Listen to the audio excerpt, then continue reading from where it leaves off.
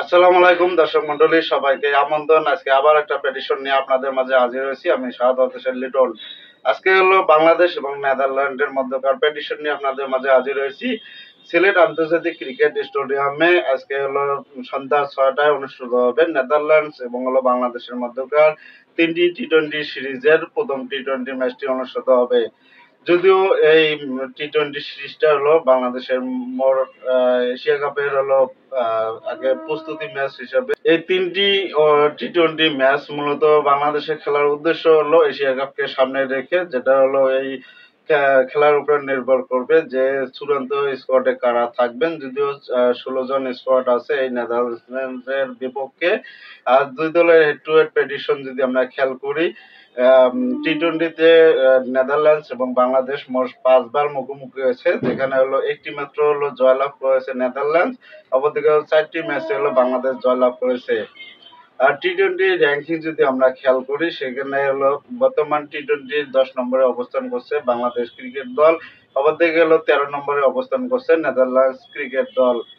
সিলেট আন্তর্জাতিক যে cricket stadium, সেই মাঠের যদি পিচ টিপেট আমরা খেয়াল করি, সেখানে হলো এই মাঠে যারা হলো টি-টোয়েন্টি ইন্টারন্যাশনাল টি-টোয়েন্টি আর এবং ডোমেস্টিক টি-টোয়েন্টি দুই ক্ষেত্রে হলো যারা পরে ব্যাটিং করে, সেখানে হলো জয় সম্ভাবনা বেশি এবং প্রথম ইনিংসে এভারেজ স্কোর হলো ১৬০ রান। যে উম, কিন্তু যারা পরে ব্যাটিং করবে তাদের হলো জয় সম্ভাবনাটা বেশি থাকবে। অবশ্যই টস একটা ফ্যাক্টর হয়ে চলেছে। যদিও এই মাঠের যে পিচ কন্ডিশন সবকিছুর উপর ভিত্তি করে পরে যারা ব্যাটিং করবে তাদের জয় সম্ভাবনাটা বেশি থাকছে। আপনার কাছে কাকে আজকের ম্যাচে জয়ই মনে হবে অবশ্যই কমেন্ট করে জানাবেন। আপনাদেরকে প্রেডিকশন চূড়ান্ত আমি দিয়ে রাখছি। আজকের ম্যাচে বাংলাদেশের হোম ভেন্যু, সেদিক দিয়ে হোম অ্যাডভান্টেজ পাবে এবং লাস্ট যে বাংলাদেশ দুটি সিরিজ খেলেছে টি-টোয়েন্টি সিরিজ, শ্রীলঙ্কা এবং হলো পাকিস্তানের বিপক্ষে দুটো সিরিজে জয়লাভ করেছে। ব্যাটসম্যানরাও দুর্দান্ত পারফর্ম করেছে, পাশাপাশি বোলাররাও দারুণ ভূমিকা রেখেছে এই জয়ের ক্ষেত্রে। আজকের ব্যতিক্রম হবে না, আজকের ম্যাচে বাংলাদেশ জয়লাভ করবে ইনশাল্লাহ। বাংলাদেশ আজকের ম্যাচে ৮০% জয়ের সম্ভাবনা রয়েছে, অপরদিকে নেদারল্যান্ড তাদেরকে হলো ২০% সম্ভাবনা রয়েছে। যদিও নেদারল্যান্ডস তারা হলো ইউরোপীয় অঞ্চলে হলো দুর্দান্ত পারফর্ম করে এসেছেন। আহ জমজমাট একটা লড়াই হবে, হাড্ডাহাড্ডি লড়াই হবে সেই প্রত্যাশা থাকছে। আর অবশ্যই সেজন্য বাংলাদেশের ম্যাচ জয়লাভ করে। আমরা দেখে নেব দুই দলের সম্ভাব্য ওপেনিং একাদশ। চলুন প্রথমে হলো বাংলাদেশের সম্ভাব্য ওপেনিং একাদশ কেমন হতে পারে সেটা দেখে নিই। বাংলাদেশের সম্ভব ওপেনিং একাদশে আছেন লিটন কুমার দাস অধিনায়ক এবং উইকেট কিপার। ওপেনিংয়ে আছেন তাজদিদ হাসান তামিম এবং ৩ নম্বরে ব্যাটসম্যান হিসেবে তৌহিদ হৃদয় এবং আজকের ম্যাচে নুরুল হাসান সোহানকেও দেখা যেতে পারে।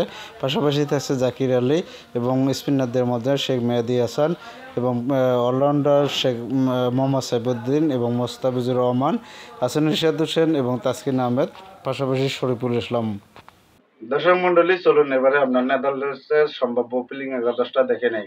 নেদারল্যান্ডের সম্ভাব্য ওপেনিং একাদশে আছেন বিক্রমজিৎ সিং, ম্যাক্স আউট এবং তেজা নিদামনেরু এবং স্কটি জস captains and wicketkeeper Noah Croes এবং Cedric de Lange, Tim Pringle, Paul van Meekeren, Aryan Dutt এবং কাইল কেলভিন এবং সেকেন্দার জুলফিকার।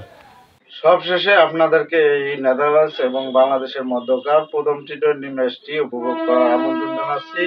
অবশ্যই উপভোগ করবেন এবং বাংলাদেশের ক্রিকেট টিমের সাথে থাকবেন।